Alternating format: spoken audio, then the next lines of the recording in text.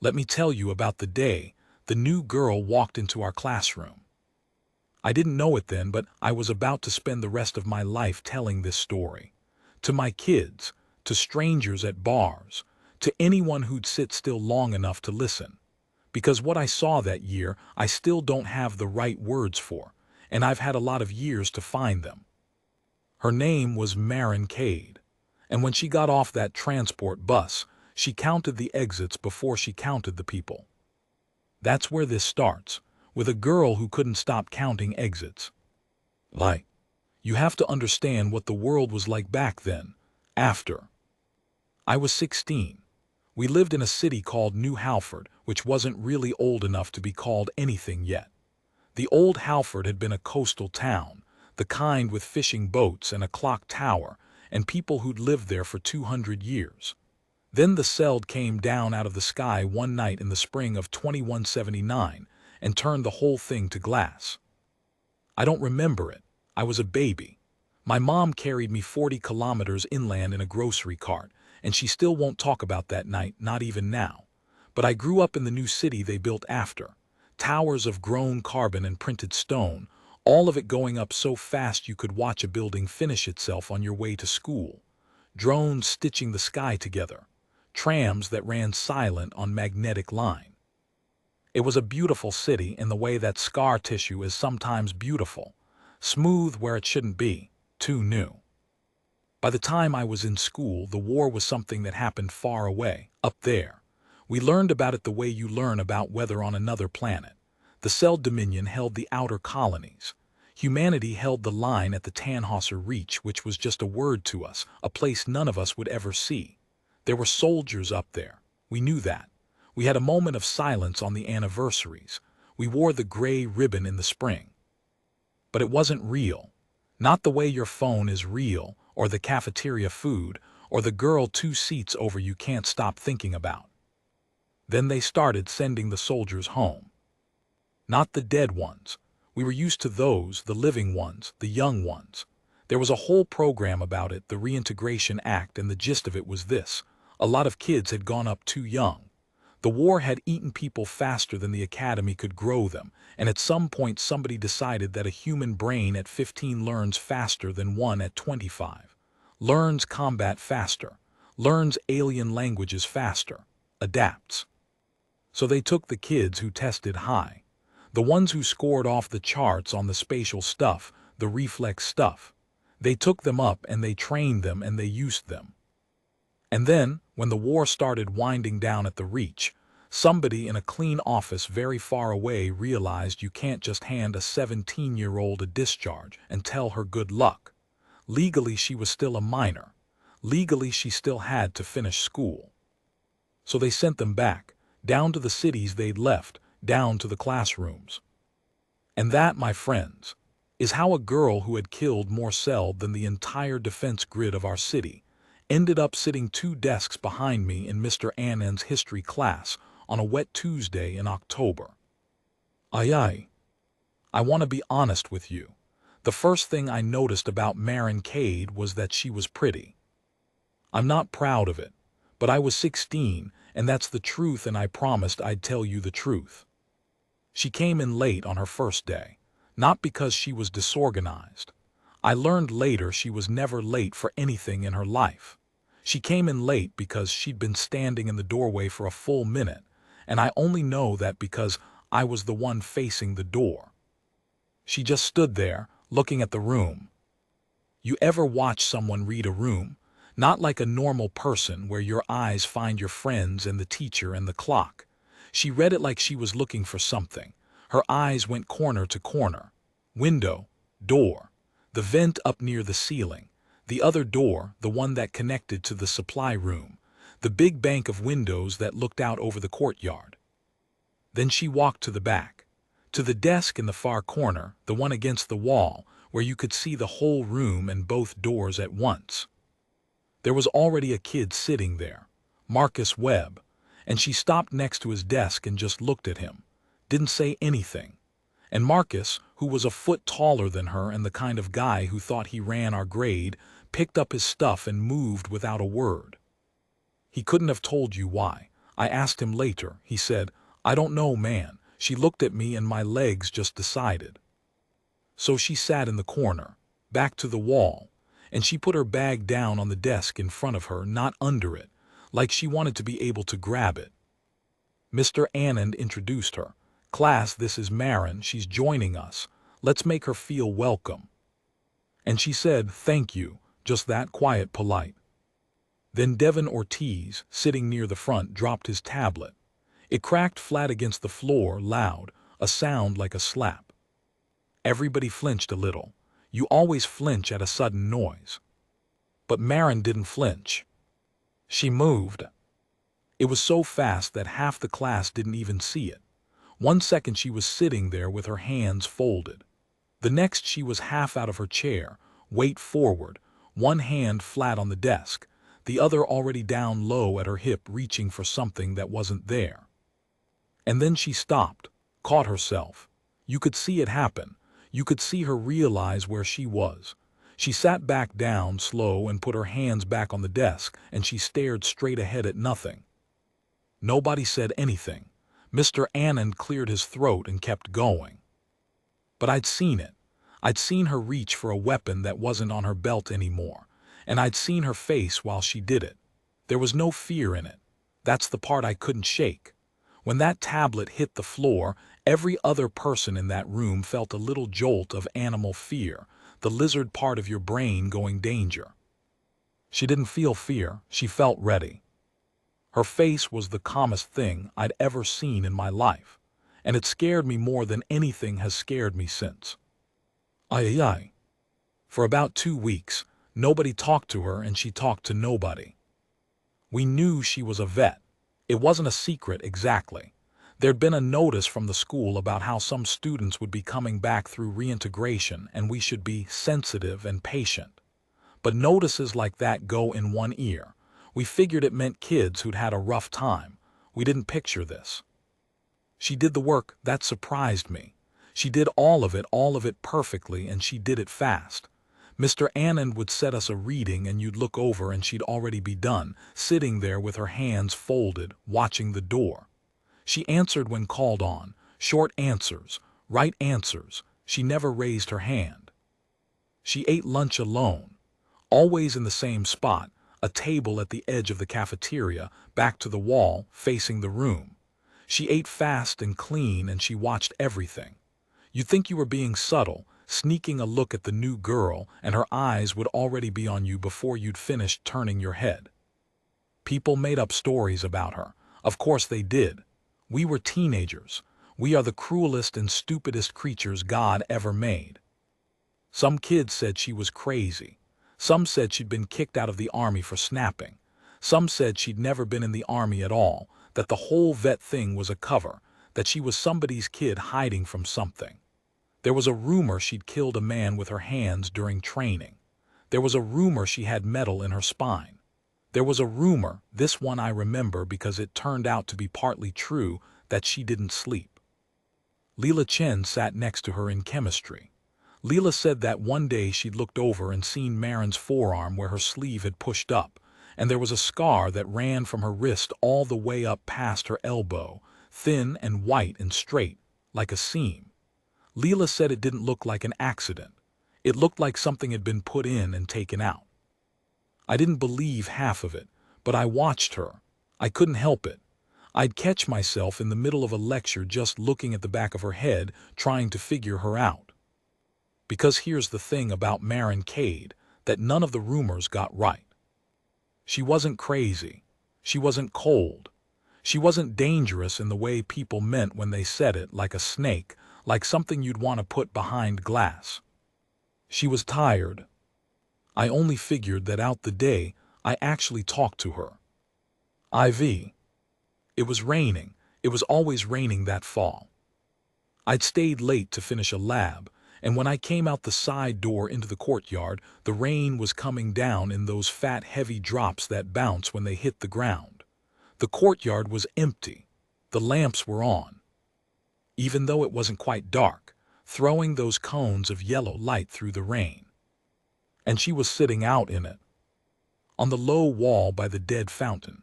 In the rain. Not under the awning, not hiding. Just sitting there with her face turned up, eyes closed, getting soaked. I should have left her alone. I know that now. But I was 16 and I had no sense, and I'd been wanting to talk to her for 2 weeks, and there she was. So I walked over and I said something incredibly smart. I said, "You know it's raining, right?" She didn't open her eyes. She said, "I know. You're gonna get sick." "I won't." I stood there. The rain was getting in my collar. I was about to give up and go home when she said, still with her eyes closed, "On Caron Vale it doesn't rain water. It rains a kind of acid. You learn to read the clouds. Yellow clouds, you have 8 seconds to find cover or it takes the skin off your face." I didn't say anything. What do you say to that? She opened her eyes and looked at me, and she said, "I forgot what rain was supposed to feel like, the kind that doesn't hurt." And she gave me this small smile, barely a smile at all, and she said, "It feels really good. You should try it sometime." I sat down on the wall next to her, about 2 feet away, not too close. I'd already learned, without knowing how I'd learned it, that you didn't get too close to Marin Cade. We sat there in the rain for a while, neither of us talking, and then I asked the question I'd been wanting to ask since the day she walked in. I said, "What's it like up there?" She was quiet for a long time, long enough that I thought she wasn't going to answer. Then she said, "You really want to know?" And I said yes. God help me, I said yes. V. She didn't tell me everything that night. She told me pieces. Over the weeks that came after, she told me more in the rain on that wall, both of us getting soaked, because it turned out that was the only place she could talk. Something about being outside with all the exits being everywhere with the open sky. Indoors she watched the doors. Outside she could just talk. So I'm going to tell you what she told me, the way she told me, in pieces, and you'll have to forgive me if it jumps around. That's how memory works. That's how she was. She went up when she was 14. 14, think about that. I was complaining about gym class, and a girl my age was being put on a transport to the Tannhauser Reach. She tested high, off the charts on the reflex stuff, like I said. There was a recruiter who came to her school, and he was kind, she said. That was the thing she remembered. He was so kind, and he told her she was special, that she could do something most people couldn't, that she could protect people. And her mom had died in the second wave, the one that hit the inland cities, and she had nobody, and the army had a way of finding the kids who had nobody. The training was 18 months. She didn't talk much about the training. The one thing she said was, they break you down to nothing, they have to. A normal person, when they see a celled up close for the first time, they freeze. Their body just won't work. So they train you until your body works anyway, until the freezing part is gone. They take it out of you. And she touched her chest when she said they take it out of you, and I thought about the scar Leela had described, and I didn't ask. The celled. Let me tell you what she told me about the celled, because we'd grown up our whole lives hating them and afraid of them, and we didn't know anything about them at all. They're big, 2.5, 3 meters when they stand up. They mostly don't stand up. They move low on 6 limbs, faster than anything that big should be able to move. Their skin is a kind of living armor, chitin she called it, dark, and it shifts color to match the ground. In the dark on a battlefield you don't see them coming. You hear them. A clicking sound, she said. A wet clicking. And then they're on you. They fight in absolute silence except for that clicking. No yelling, no orders you can hear. They communicate some other way, chemical maybe, or sound too low to hear. A whole company of them will move as one thing, like a single animal, and you can't predict it. You can't read it, because there's no panic in them, and no hesitation, and no fear. That's the worst part, she said. They're not evil. Everyone back home thinks they're evil. They're not. They're just better than us at the thing they do. They don't get scared. They don't get tired. They don't grieve. You kill one and the one next to it doesn't even slow down. You can't break them. There's nothing in them to break. And I said, then how did we win? How did anybody win against that? She looked at me. The rain was running down her face, and she said the thing I've thought about every single day since. She said we didn't win because we're better, we win because we're worse. She paused. And we're better. I didn't understand. She saw I didn't understand. So she explained. And once she explained it, I understood everything. About her, about all of them, about us. VI. The cell don't break, she said. But neither do we, and that's the part they never figured out. A cell will fight until it's killed. Perfect, every time, no fear, no mistakes. But it fights like a machine because that's all it is. It does the optimal thing, always the optimal thing. And if you take away the optimal thing, if you put it in a situation where there's no good move, it does the next most optimal thing, calm as anything. A human in that same spot does something insane. I watched a man named Akafer when our line broke at Hadwell Crater, when there was no optimal move, no good move, no move at all that the numbers said you could survive. I watched him pick up a fusion charge that hadn't been armed, that wasn't a weapon yet, that you weren't supposed to be able to detonate by hand, and I watched him do it anyway. I don't know how. The manual says it's impossible. He did it because he was angry and he was scared and he loved us. And none of those things are optimal. And all three of them together did something no cell in 10,000 years of war had ever seen a soldier do. He took 40 of them with him, 40, one man.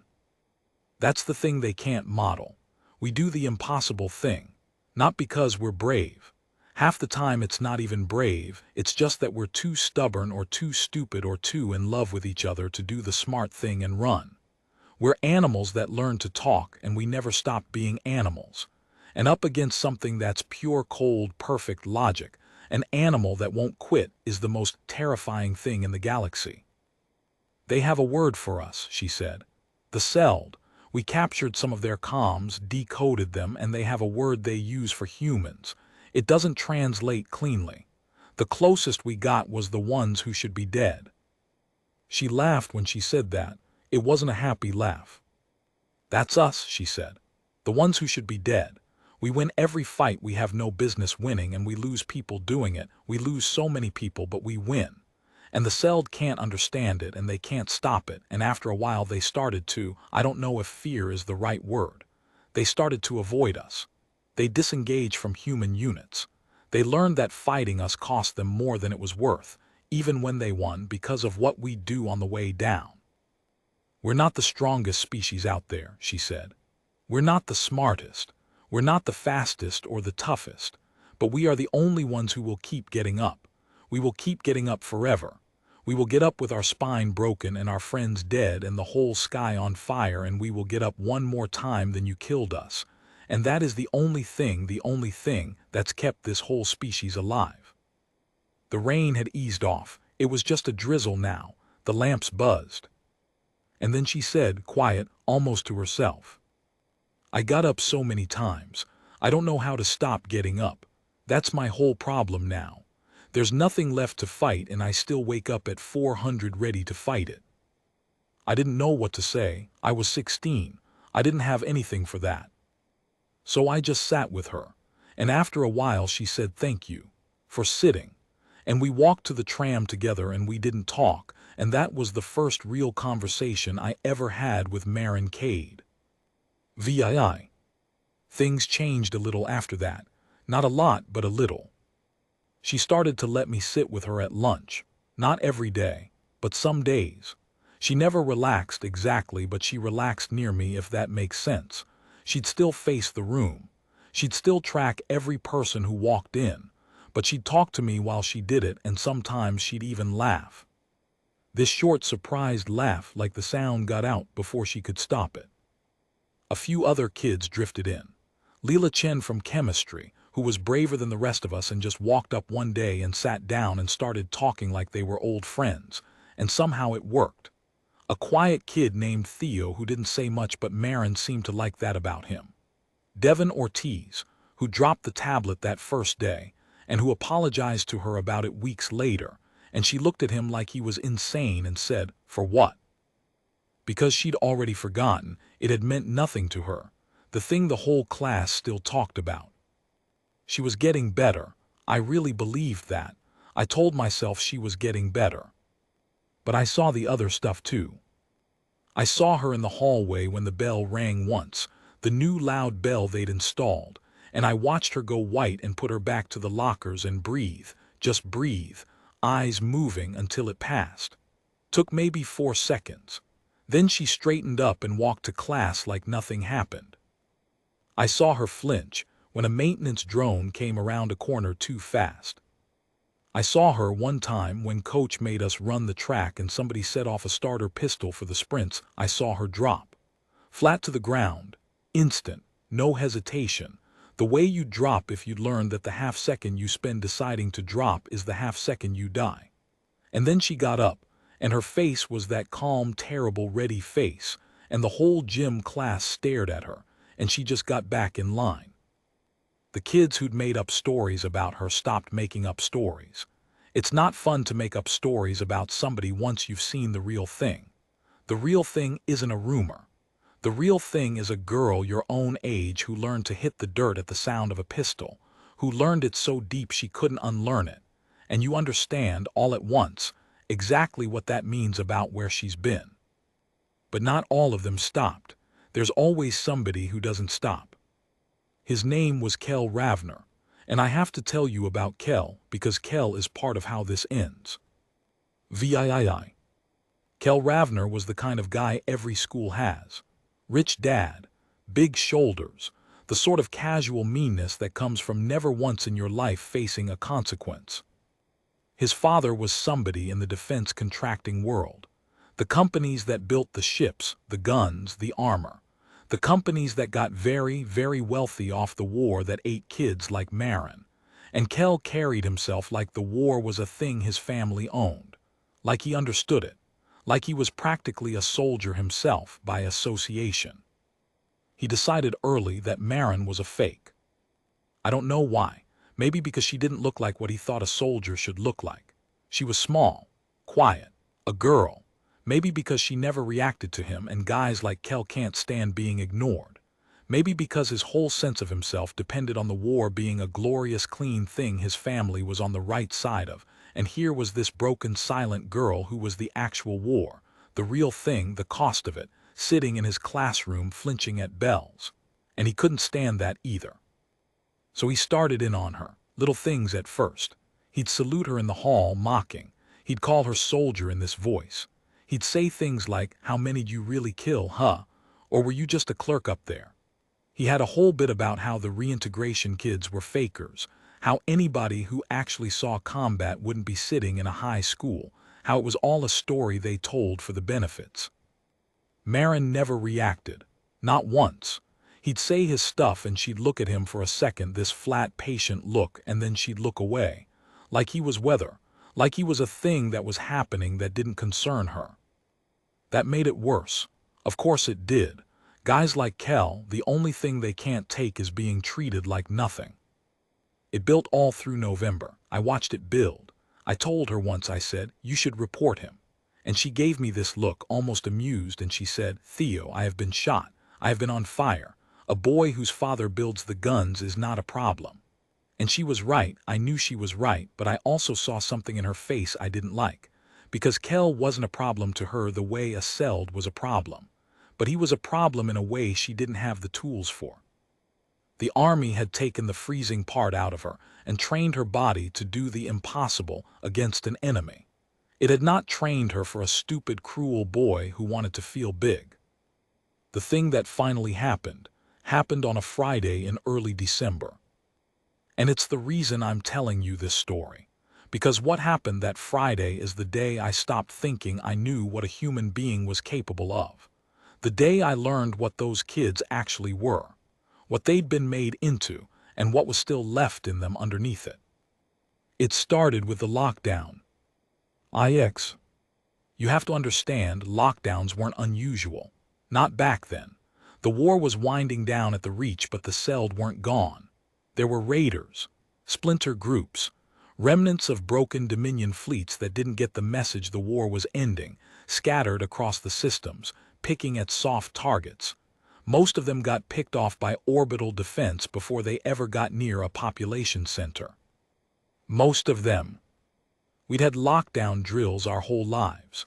The siren would go, this low rising tone, and we'd file into the interior rooms, away from the windows, and we'd sit on the floor and the teachers would take attendance. And after 20 minutes the all clear would sound and we'd go back to class and complain about missing lunch. So when the siren went that Friday, nobody panicked. We were annoyed mostly. We'd had a half day coming. Devin groaned. Leela rolled her eyes. We started filing toward the interior of the building the way we'd done 100 times. Everybody except Marin. She'd gone still, completely still, standing in the middle of the hallway with her head tilted, listening, and I watched her face change. I watched the bored, tired girl I'd come to know just go away. Something else came up behind her eyes, something I'd never seen on a person before. She grabbed my arm. Her grip was incredible. I had bruises for a week. She said very quietly, very calmly, "Theo, that's not the drill siren." "What?" "The drill siren rises and holds. This one is rising and breaking. 3 pulse. That's not a drill." She was already moving, scanning, her free hand out flat like she was feeling the air. "That's the real one. That's the one they only use when something's already through the grid." "That's impossible," I said. "Defense would've." And that's when the power went out. Not a flicker, a hard cut. The whole building dark in an instant, the windows the only light, gray December light, and in that sudden dark the siren kept going, rising and breaking, and somewhere down the hall a younger kid started to cry. And Marin Cade, the tired girl who flinched at bells, the girl who couldn't sleep, the girl who reached for a weapon that wasn't there. She smiled. I will never forget it. It wasn't a happy smile. It wasn't a crazy smile. It was the smile of someone who has been lost in a foreign country for a long, long time, speaking a language they don't know, fumbling with money they don't understand, and who has just heard, across a crowded room, someone speaking their own language, someone saying their name. She let go of my arm. She stood up straight. For the first time since I'd met her, all the tension went out of her body, not because she relaxed, but because she'd finally arrived somewhere that made sense. She looked at me and she said, in a voice that was completely steady, completely sure, a voice I'd never heard from her before. "Okay, listen to me. I need you to do exactly what I say." And down at the far end of the hall, past the dark windows, out in the gray courtyard where the rain was starting up again, I heard it. A clicking sound. A wet clicking. And then I understood that every story she'd told me on that wall in the rain was about to walk through the front doors of our school. The clicking got closer. I want to describe it to you, but I keep failing. It's not a sound you have a word for. It's wet and it's dry at the same time, if that makes any sense. Like knuckles cracking inside a glass of water. Like something with too many joints deciding where to put them. And it doesn't come from one place. It comes from everywhere and nowhere, bouncing off the lockers, off the dark windows, so your ears keep turning you toward empty hallways.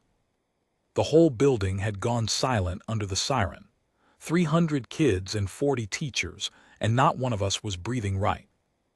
And in the middle of all that silence, Marin Cade started moving. The first thing she did was take my face in both her hands. Not gently. She grabbed my jaw and turned my head so I was looking right at her, close, and she said, "Theo, look at me. You're going to do everything I say, and you're going to do it fast, and you're not going to ask why. Can you do that?" I couldn't talk. I nodded against her hands. "Good," she let go. "Where does this hall lead?" "The science wing, and then the..." "Dead ends? Where are the dead ends?" The gym's down that way, the cafeteria." "Cafeteria, big room, how many doors?" Three doors, and the windows, the big windows." "Number windows are death." She said it flat, like she was reading a recipe. "Glass means they come from every side at once. We need a room with hard walls and one door we can hold." Her eyes were moving the whole time, sweeping, and I realized she wasn't really asking me. She was thinking out loud. She was already 3 moves ahead. The interior rooms, the drill rooms, where do they put you for lockdown? The inner classrooms, the ones with no windows. How many? 4 down the center hall. Show me. And then the screaming started. It came from the front of the building, from the lobby where the big glass doors were. It was a teacher's voice first, Mr. Reyes, I think, this short cut-off shout, and then it wasn't a word anymore. It was just sound, and then it stopped, and the stopping was worse than the screaming. Every kid in that hallway broke. You've never seen panic until you've seen 300 children try to run in 4 directions at once in the dark. It's not like the movies. There's no order to it. Kids climbing over each other. Kids frozen and getting knocked down.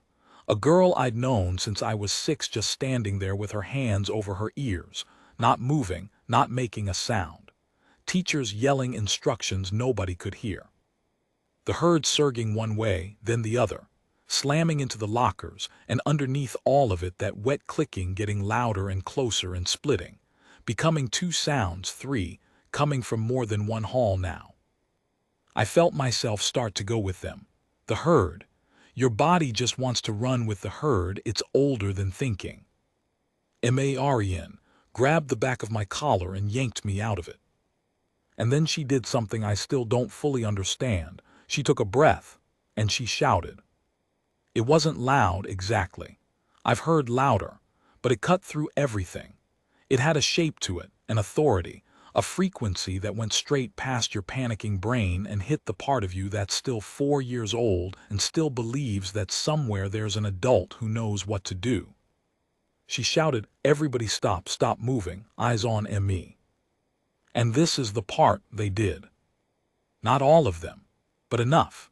100 kids, more, froze and turned and looked at this small soaked girl standing in the middle of the dark hallway, and you could see them latch onto her like drowning people latching onto a rope, because she was the only thing in that building that wasn't afraid, and fear or no fear, courage or no courage, a panicking animal will always follow the one creature that looks like it knows where it's going.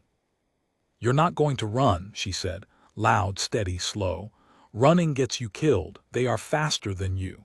Every single one of you is faster sitting still than you are running. Do you understand me?" Nobody answered. She didn't need them to. Center classrooms, the lockdown rooms.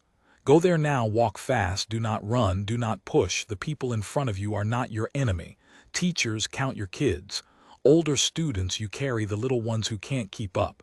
Nobody gets left. Nobody. And then she said the thing that I think saved every life in that building. She said, "I've done this before, 100 times. I know exactly what's coming through that door and I know exactly how to stop it.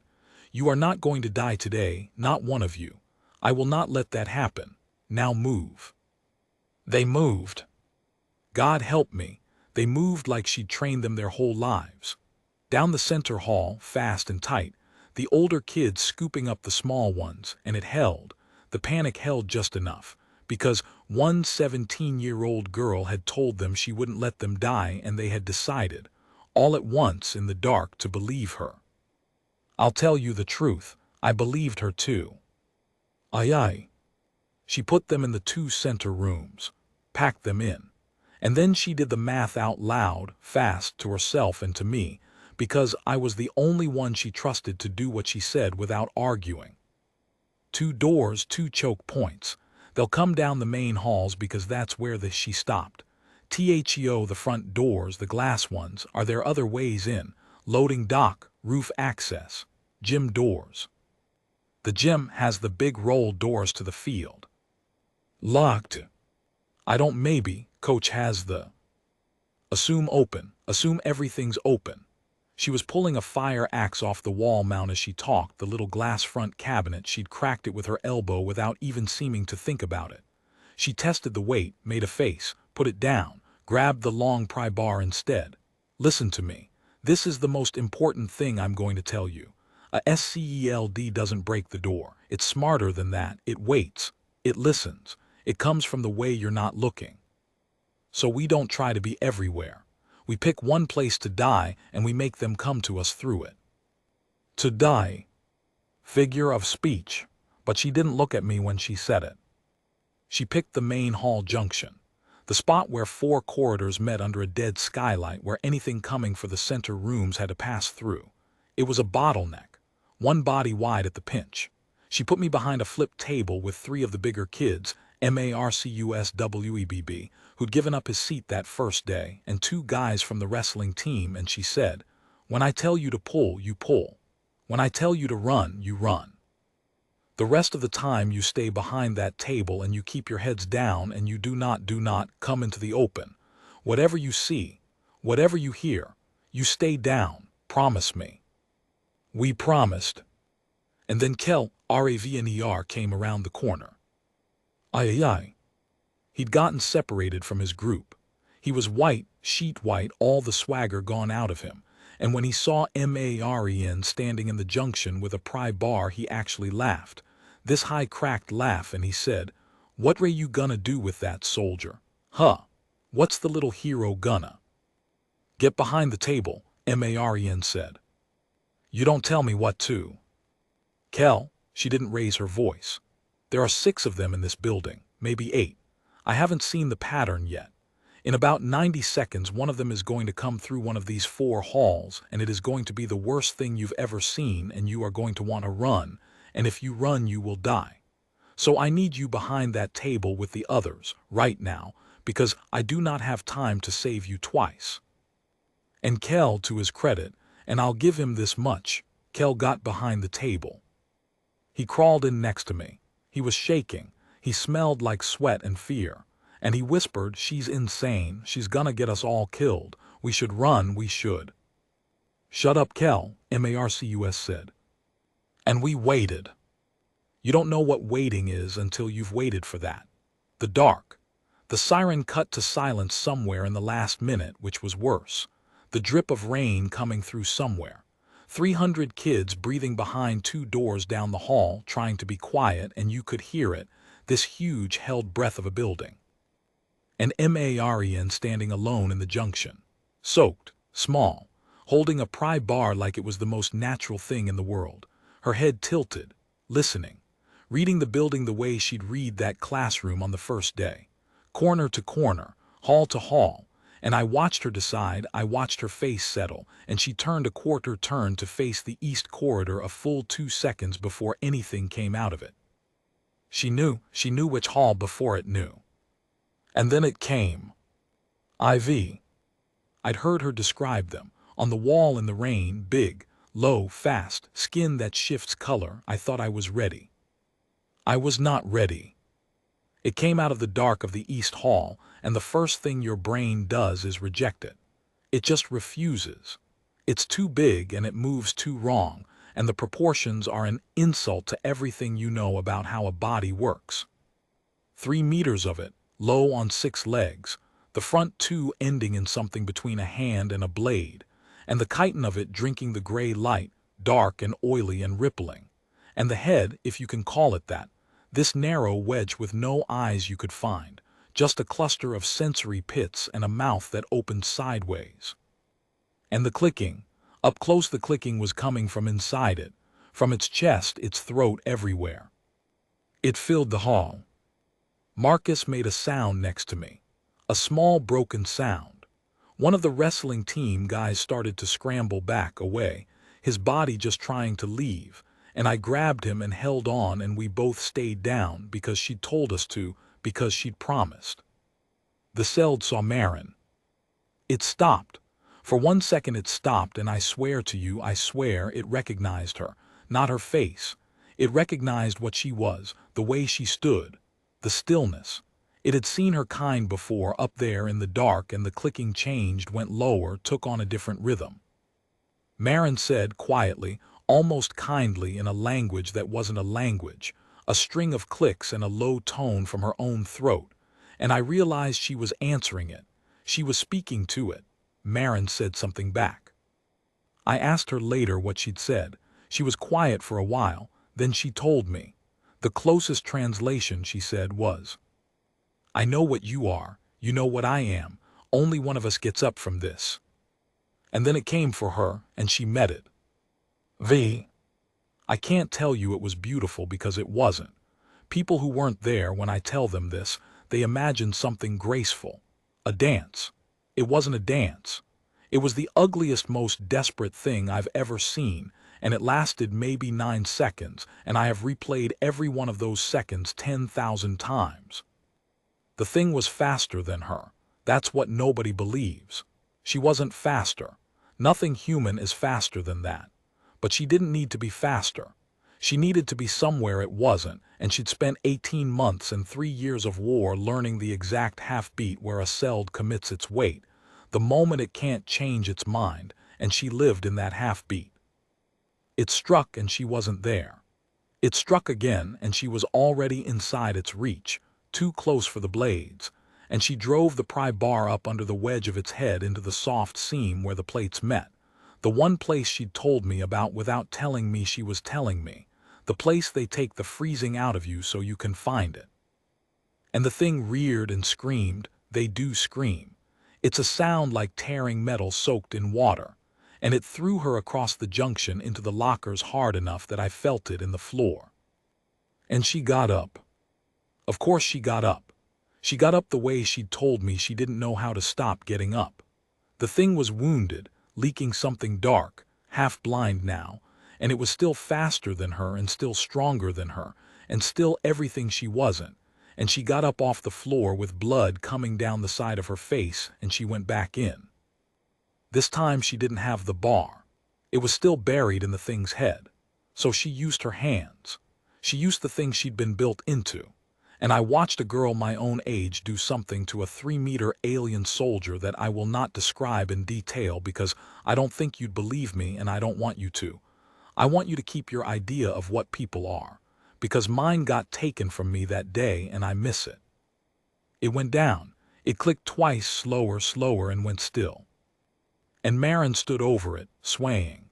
And she was already turning, already listening, because she'd told us 6 of them, maybe 8.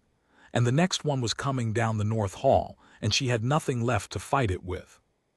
That's when Kel Ravner did the thing that I have spent my life trying to understand. VI. He came out from behind the table. I tried to grab him. I missed. He came out from behind the table and he ran not away. Toward the pry bar buried in the dead thing's skull.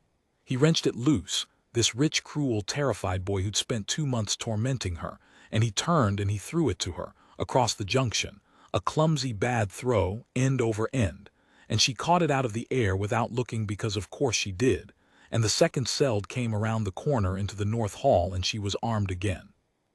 And Kel stood there, in the open, where she'd told him 100 times not to be. I don't know why he did it. I've thought about it forever. I don't think it was bravery, not the kind we put on posters. I think it was the thing she'd told me about on the wall. The thing about how we do the impossible not because we're brave but because we're stubborn and stupid and too in love with each other to do the smart thing. I think some animal part of Kel Ravner, underneath all that meanness, underneath the rich dad and the mocking salutes, was a human being who could not, in the actual moment, watch a person die in front of him without trying to do something, even the wrong something, even the something that put him in the open. The second cell changed targets, from her to him, the way they do the nearest threat, the optimal kill. And Marin did the most human thing I have ever seen a person do. She didn't take the opening. There was an opening. The thing had turned toward Kel, exposed its flank, and the soldier in her, the trained perfect killer they'd built, the part that does the optimal thing. The optimal thing was to let it take Kel and strike the exposed flank and win clean. She didn't do the optimal thing. She threw herself between them. She put her own body between Kel Ravner and 3 meters of alien soldier, this boy who'd called her a fake, who'd mocked her, who'd made her 2 months in our school a small daily misery. She put herself in front of him without a half second of hesitation, because that is the thing the cell could never model, the thing that wins the wars we have no business winning. Not strength, not speed. The insane, uneconomical refusal to let the person next to you die, even when they don't deserve it, especially when they don't deserve it, because deserving was never the point. The blade caught her across the shoulder and chest. I heard it. I'll always hear it. And she still killed the thing. On her way down, leaking, ruined, she drove the bar home one more time into the seam, and it screamed and folded, and they went to the floor together, the alien and the girl in a heap, and the junction went quiet. VII. There were 4 more. But they never came. This is the part where I have to slow down, because for years I didn't understand it, and when I finally did, it changed how I think about everything. The 4 remaining cell disengaged. The orbital defense grid came back online about 90 seconds after Marin went down. It turned out the raiders had hit a relay station, knocked out a sector, and it took the grid that long to reroute. The all clear, the real all clear, came maybe 4 minutes after that. By the time the response units stormed the building, the other 4 celled were gone, pulled out, back to whatever broken ship had carried them down. And the investigators couldn't figure out why. They had the building. They had 300 children in 2 rooms behind doors that wouldn't have held. They had numbers. They had time. By every cold calculation, they should have pressed in and finished it. They left. I asked Marin about it months later when she could talk again. I asked her why they left. And she said, and I've quoted her my whole life, she said, because they found one of us, and we'd killed 2 of them already with a metal bar in a building full of children, and we hadn't run. She was quiet. They have that word for us, the ones who should be dead. When they hit a place and they find one of us who won't stop getting up, who'll stand in the open for somebody who hates her, they don't do the math on that fight. They've learned. Whatever they came for isn't worth what will make them pay, so they leave. That's how we win, Theo. Not by being more than them in the moment. By being more than them is too expensive to fight. You scared them off, I said, by yourself with a crowbar. No, she said, and she looked at me with this expression I can't describe. Kel scared them off. The second he came out from behind that table, the second one of you did the stupid, impossible thing. She almost smiled. I'm just the one who knew what it meant. VII. She didn't die. I need you to know that, because I've told this story with the ending hidden before, and it's cruel and I won't do it to you. It was close. It was very close. The blade had opened her up across the shoulder and into the chest, and she'd lost so much blood by the time they got her to the trauma ward that they told her aunt. She had an aunt. It turned out, the only family she had left, they told her aunt to come and say goodbye. But Marin Cade did not know how to stop getting up. We established that. They put her back together over 11 hours and 4 surgeries, and she got up. Of course she got up. I want to see her every day. So did Leela. So did Devin and Marcus and Theo, and even eventually kids who'd never spoken to her. Who came because they understood now what she'd done, what she'd been, what she'd carried into our school every single day without telling any of us. Kel came too. He came alone the first time, and he didn't bring anything, and he didn't have anything clever to say, and he stood at the end of her bed and he couldn't look at her. And finally he said, "Why'd you do it? I was awful to you. Why'd you get in front of it?" And Marian looked at him for a long time, and she said, "Because you came out from behind the table." That was all. That was the whole answer. He came out from behind the table, so she got in front of the blade. The arithmetic of it was complete. And Kel Ravner, who I'd watched mock her for 2 months, sat down in the chair by her bed and put his face in his hands and cried like the boy he actually was underneath all of it, and she let him. And after a while she put her hand on his head the way you would with a kid, and she didn't say anything else, and she didn't need to. He visited every day after that. They were never exactly friends. It was something stranger than friends. He'd seen the thing in himself that she'd called out into the light, the human thing, the come out from behind the table thing, and you can't unsee that about yourself, and you can't unsee the person who saw it in you first. She finished school with us. That's the part nobody tells you about heroes. After the impossible thing, After the war and the blade and the 4 surgeries, she still had to pass her exams. She still had to sit in Mr. Anand's history class and read about a war she'd actually fought in and answer the questions on the test as if she'd learned it from the book. There's something so human about that. The world saving and the homework, side by side, neither one more real than the other. She got better, not all the way. I don't think you get all the way back from where she'd been, but she got better. The bells stopped making her go white. She stopped facing the door mostly. One day in the spring, I came out the side entrance into the courtyard and it was raining, that soft kind that doesn't hurt, and she was sitting on the wall by the dead fountain with her face turned up and her eyes closed, and there were 4 other kids sitting with her, getting soaked, laughing, and she was laughing too. This real laugh, not the surprised one that escaped before she could catch it, but a whole open one. And I stood in the doorway and I didn't go over because I didn't want to change anything. I just wanted to see it. The tired girl who couldn't sleep, sitting in the rain with friends, laughing, alive. She let it find her, slowly. The kind of rain that doesn't take the skin off your face. The kind you forget how to feel and then, if you're very lucky and very stubborn, you learn again. I'm an old man now. Older than I ever thought I'd get to be, sitting in that hallway in the dark. The SCELD war ended for real about a year after that day, signed and sealed. And there's a peace now, an uneasy one, the kind you keep with one eye open. There are even SCELD who come to our worlds now, traders, diplomats, and people line up to look at them, and I look at them too, and I think. I watched a girl my own age fight one with a crowbar in the hallway of my high school, and nobody believes me. Why would they? It's not the kind of thing that's supposed to be true. But it was true, all of it. Marion out there still. We're still in touch. She did something with her life that I think would surprise the recruiter who told a grieving 14-year-old that she was special and put her on a transport. She trains the reintegration kids now. The ones coming back down, the ones who can't stop facing the door, the ones who flinch at bells and drop at the sound of a starter pistol and reach for weapons that aren't on their belts anymore. She teaches them how to come home, not how to fight. They already know how to fight. She teaches them the harder thing. She teaches them how to sit in the rain. I asked her once, a long time ago, what she'd learned up there, about us, about what we are, after everything.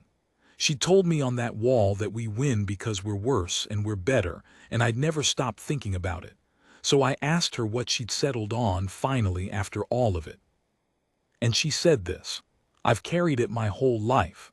I'm going to give it to you and then I'm going to stop because there's nothing to say after it. She said, everything out there is stronger than us. Faster, smarter, older, harder to kill. We're not the top of anything, but there's one thing we do that nothing else in the whole dark sky has ever learned how to do. We come out from behind the table. For each other, every time, even when it's stupid, even when they don't deserve it, even when it costs us everything. That's not our weakness, THEO. The galaxy thought it was our weakness. It's the only reason we're still here. And then she smiled at me, the tired girl who came back from the battlefield, the girl who walked into a high school nightmare and stood in the open so the rest of us wouldn't have to. And she said, so whatever's coming for you, whoever's behind the table next to you, you come out, you hear me, you always come out. I have tried to, my whole life. I haven't always managed it. But I've tried.